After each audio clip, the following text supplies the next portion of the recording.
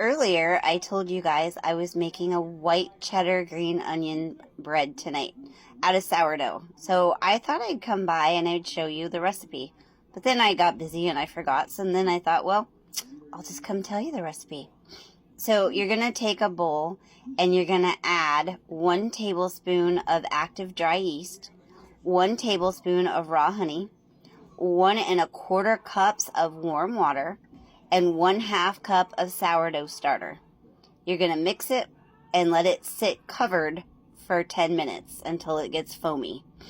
After it gets foamy, you're going to add 3 cups of flour of your choice, and you're going to mix it for a couple of minutes until it kind of looks like a shaggy looking dough.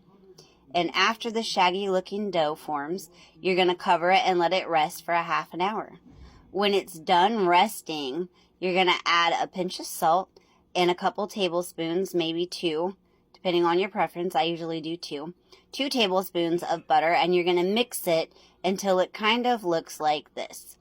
And then at that point, you're going to cover it until it rises. After it rises, you can do whatever you want to it. You can add green onions, you can add cheese, you can add bacon bits, you can leave it as it is. You can pretty much add sugar and berries and make muffins. You can do whatever it is with this. And you're going to cover it again with, I usually just use a hot paper towel.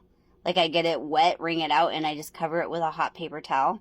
Once it rises again, dust it with a little bit of flour, and you can either roll it into balls and put it on a greased baking sheet, or you can grease a loaf pan and bake it in the oven.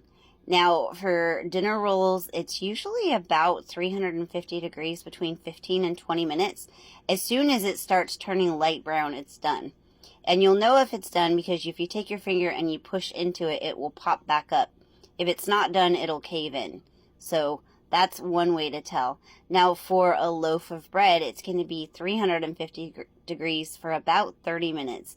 And again, the same rule applies. If you take your finger and you push down on it and it pops back up, then you know that it's done.